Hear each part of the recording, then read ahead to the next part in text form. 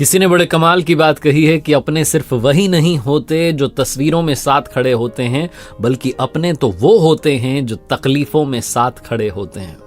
नमस्ते दोस्तों, मैं हूं आरजे कार्तिक। एक बड़ी छोटी सी मजेदार सी कहानी है, लेकिन बड़ी बात सिखाती है।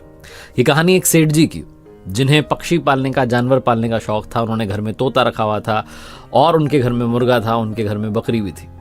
कहीं से उनके घर में एक चूहा आ गया था। बस वही समस्या की जड़ था।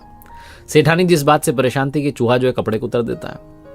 दिवाली का त्योहार था। सेठ जी जो है अपनी मैडम के लिए एक बढ़िया सी साड़ी लेकर के आए और चूहे ने आदत के मुताबिक अपना काम किया। उसने उस साड़ी में बड़ा सा छेद कर दिया, उसको कुतर दिया। सेठानी जी ने जब अपनी नई साड़ी को देखा तो आग बबूला हो गई और सेठ जी से कहा कि आप इस चूहे को पकड़िए। सेठ जी शाम में एक चूहादानी लेकर के आ गए और वो जो चूहा था वो डरने लगा, घबराने लगा कि अब तो मैं इसमें कैद हो जाऊंगा, मुझे यहाँ से बाहर फेंक देंगे। सब कुछ अच्छा चल रहा था, सब बिगड़ जाएगा।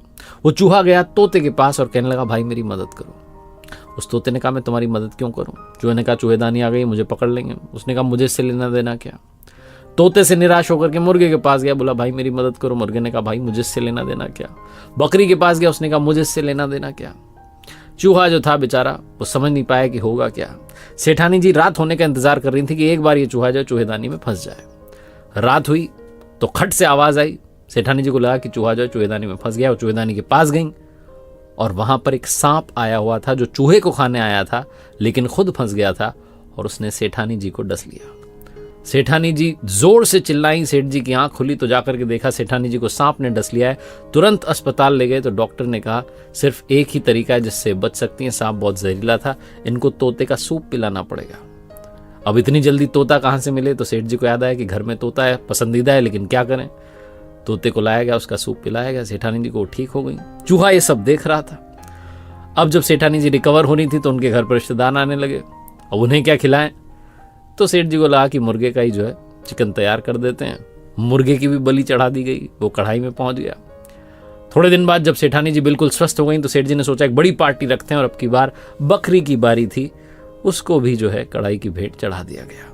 चूहा ये सब देख रहा था और सोच रहा था कि काश इन्होंने मेरी उस दिन मदद कर दी होती तो आज इतना बखेड़ा खड़ा नहीं होता। छोटी सी कहानी जो मजेदार सी कहानी सिखाती है कि जीवन में अगर साथ रहेंगे तो सब कुछ ठीक रहेगा। क्योंकि जैसा मैं कहता हूं कि कभी पेड़ कटने का किस्सा ना होता अगर कुल्हाड़ी के पीछे वो लकड़ी का हिस्सा ना होता। यूनिटी में सबसे बड़ी ताकत है। याद रखिए, अपने सिर्फ तस्वीरों में नहीं बल्कि तकलीफों में भी साथ खड़े होते हैं। एक बार फिर से वही बात जो अक्सर आपसे कहता हूं, ऊपर वाले के आशीर्वाद, अपनी मेहनत, अपनों के प्यार के साथ कर दिखाओ को जैसा कि दुनिया करना चाहे आपके जैसा।